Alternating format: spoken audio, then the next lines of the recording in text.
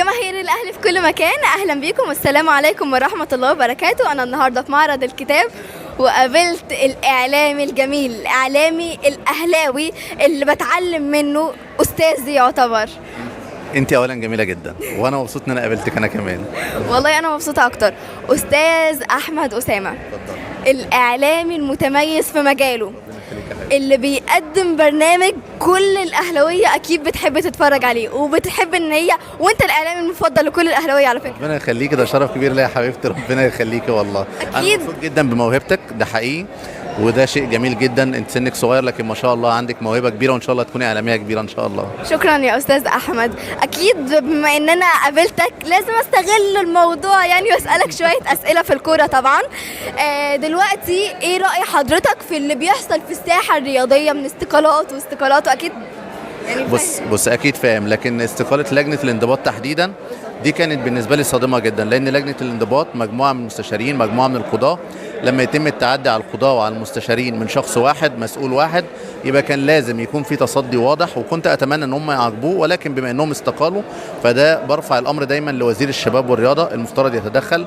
المجال الرياضي اصبح سيء جدا منذ دخول هذا الشخص المجال، بقى لنا 10 15 سنه بنعاني، بقى لنا 10 15 سنه في تطاول وتجاوز وخروج عن النص، قضايا ومحاكم، وتحولت الرياضه من ساحه الملاعب لساحه المحاكم. فانا اتمنى يعني تطهير الرياضه يعني ان شاء الله من هذا الشخص، ويكون في وقفه من الاعلاميين كمان يكونوا واضحين جدا في تحديد سبب الازمه. الازمه مش الوسط الرياضي، الازمه هو شخص واحد فقط لا غير. بجد حضرتك انا معاك جدا وكلامك عجبني جدا وطول عمره بيعجبني طبعا. دلوقتي جماهير الاهلي يعتبر مقسومه نصين. النص الاول بيشجعوا الاهلي، مبسوطين دلوقتي بنجاح الاهلي وبفوز الاهلي وتصدره الدوري لغايه دلوقتي، والنص الثاني برضو مبسوط وبيدعم الاهلي، ولكن بيسال احنا ليه لغايه دلوقتي ما جبناش مهاجم صندوق؟ ليه لغايه دلوقتي ميركاتو يناير خلاص قرب يخلص، فاضل يومين، ليه فين المهاجم اللي عندنا؟ هو الحقيقه مش نص جماهير النادي الاهلي، لا، هي جماهير النادي الاهلي كلها بتتساءل فين المهاجم.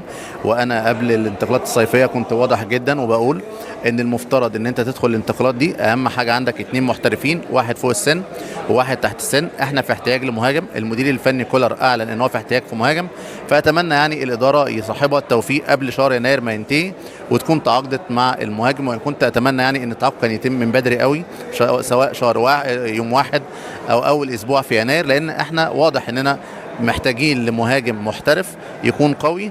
وكان يعقوبه ممكن يكون المحترف ده، ولكن يعني الفحص الطبي والكشف الطبي يعني ادى ان الموضوع خلى النادي الاهلي يتراجع شويه عن التعاقد معاه. تمام. طيب حضرتك دلوقتي بما اننا جبنا سيره مستر كولر، لغايه دلوقتي مفيش منافس قدر انه يفهم دماغ مستر كولر، مفيش منافس قدر ان هو يتوقع تشكيل مستر كولر اللي هينزله. ايه رايك في دماغ مستر كولر؟ بص، هو عاجبني جدا ان هو بيعمل الروتيشن بشكل واضح، ساعات بياخد ريسك كبير، عنده يعني جهاز فني على اعلى مستوى، عنده محلل اداء على اعلى مستوى، كمان القياسات البدنيه اللي اتخذت في بدايه الموسم دي ساعدت بشكل علمي ومدروس اننا نبقى بنحافظ على فكره الروتيشن بشكل محدد. وشايف يعني ان اللي وقف قصاده قبل كده هو كان طارق العشري بتعادل، ده حقيقي، وطلع هو قال انا يعني الوقت اتضيع كتير، لكن لما تعاد مواجهه تانية كان قادر ان هو يستخدم اسلحه اخرى وكان على راسها كهرباء، وده كان مفاجاه كبيره جدا لجماهير النادي الاهلي.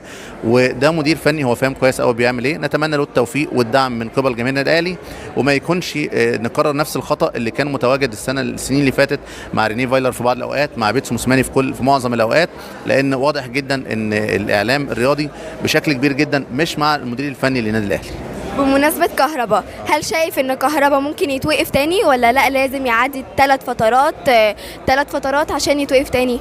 هو القرار طبعا يعني ده قرار تبعا للوائح والقوانين، ومحامي كهربا وضح ان احنا ننتظر لغايه اغسطس، وانا اتمنى ان كهربا قبل اغسطس ان شاء الله يدفع الغرامه، وده اصلا الحل النهائي ومفيش حل غيره، وان شاء الله يعني الغرامه تدفع، لان كهربا اضافه قويه جدا لو ركز في كره القدم. وعنده حاجه كمان مش موجوده عند لعيبه كتير، ان هو محبوب من كل جماهير النادي الاهلي وتحديدا حتى الاطفال اللي خارجه، عنده كاريزما واضحه، اتمنى يستغل ده ويركز في الكره، لانه في الفعل لاعب موهوب وفارق كتير جدا عن معظم اقرانه يعني في الملعب، بينزل يسعق الملعب الصراحه. كتاب حضرتك اللي انا اصلا جيت النهارده مخصوص عشان اقابل حضرتك وعشان استلم الكتاب دوت واخده. شرف لي يا حبيبي. انا عايزه اسال حضرتك ايه فكره الاسم، ليه اسمه النادي الملكي؟ مين النادي الملكي؟ النادي الاهلي. بالظبط كده. وده الحقيقه اللي البعض من ضغط الاعلام والمعلومه اللي اترددت بشكل خاطئ راحت لانديه اخرى. النادي الملكي هو النادي الاهلي اول نادي حصل على الرعايه الملكيه بطلب من الملك في 1929، وبعد كده نادي الاتحاد السكندري، ودي المفاجاه، هو النادي الملكي اللي حصل على الرعايه الملكيه الثانيه. وكان بعد قبل كل موسم رياضي بيكون في مباراه ما بين الاهلي والاتحاد السكندري في اسكندريه بيحضرها جلاله الملك، لان دولت الناديين الوحيدين اللي هم حصلوا على الرعايه الملكيه. وبعد كده اسم فاروق، يعني حوالي من 17 ل 18 نادي تم تسميتهم باسم فاروق، نادي في بلديه محله، نادي في طنطا، نادي في بني سويف، نادي في بورسعيد، انديه كتير جدا تم تسميتها اسم فاروق. حتى نادي المختلط لما تم تسميته اسم فاروق كان في نفس المقاله اللي بتنشر الخبر كان موجود نادي طنطا ايضا بيتم تسميته اطلاق عليه اسم الملك. فاعتقد النادي الملكي هو النادي اللي حصل على الرعايه الملكيه كاول نادي، وكان بيوصف دايما في الصحف بالنادي الاهلي الملكي للرياضه البدنيه. بجد فكرة حلوة، اسم جميل. دلوقتي أنا عايزة أعرف، وأكيد أغلب وكل الناس اللي معاها كتاب دلوقتي بتسأل، كتاب النادي الأهلي ليه في ستارة عليها لوجو الزمالك؟ ليه؟ لا دي صدفة وتصادف. متأكد؟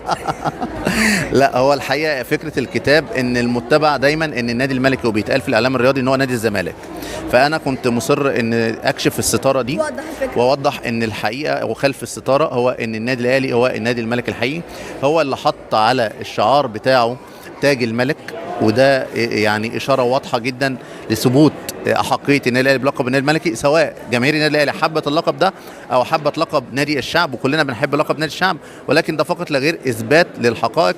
كفايه نادي القرن بيتاخد كمان، مش النادي الملكي انا خايف بعد كده يتاخد النادي الاهلي نفسه، يقول لك احنا النادي الاهلي الحقيقي. مبسوطه جدا ان انا كنت بعمل لقاء مع حضرتك. دلوقتي اخر سؤال، هل هينفع انك تصرح عن فكره الكتاب؟ طبعا، يعني هي فكره الكتاب الاساسي فيها النادي الملكي، لكن انا عندي قضايا تانية كتيره جدا عن انشاء النادي. البعض تحدث عن ماسونيه النادي الاهلي، وده ما يتمش تناوله بشكل واضح في الاعلام، فانا خصصت لي فصل. عندي ايضا حديث عن بطولات تم تزييفها وتفويت في مباريات واتهامات كتيره جدا اتحدثت فيها. عندي كمان مواضيع عن ان البعض انقذ النادي الاهلي من ورطه حقيقيه، وان كان الشخص زملكاوي اللي ورا انقاذ النادي الاهلي ده ما كانش حقيقي، وضحت ده كله. فهتلاقي حتى في مواضيع وفي حاجات من الارشيف الرياضي. بشكر طبعا يعني الارشيف الممتاز جدا محمد صادق، ساعدني ان هو اداني وثيقه لم يتم نشرها حتى عنده، وده كان شيء ايجابي جدا، نشرتها في كتاب النادي الملكي. بسم الله ما شاء الله، مش بس الصراحه اعلامي هاوي ومثقف كمان. ومبسوطه ان انا كنت بعمل لقاء دلوقتي مع حضرتك، وبجد انا اكيد هقرا الكتاب اكيد. وشكرا جدا لحضرتك على اللقاء الجميل دوت، واكيد اتمنى الناس كلها تكون استفادت من المعلومات الكتيره اللي حضرتك قلتها دي. انا عايز اقول لك انت موهبه جميله، وده سنك صغير لكن بتقدمي حاجه كويسه جدا. لاحظت ان انت بتعرفي تديري حوار بشكل مميز جدا، بتقدري تاخدي من اجابه الضيف السؤال اللي تساليه. لما كلمت عن كولر سالتيني عن كولر، لما كلمت عن كهربا سالتيني عن كهربا. عايز اقول لك بس نصيحه، ما تضغطيش في فيديوهاتك على قصف الجبهات، انت موهوبه جدا.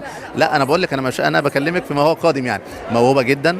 الوقت الحالي اللي بيعمل مشاهدات كتير قصف الجبهات، لكن انت عندك موهبه، اتمنى بابا وماما يشتغلوا عليها بشكل واضح، لان انت فعلا اعلاميه موهوبه من صغرك.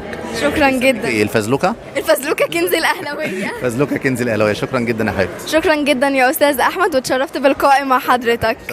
شكرا. شكرا.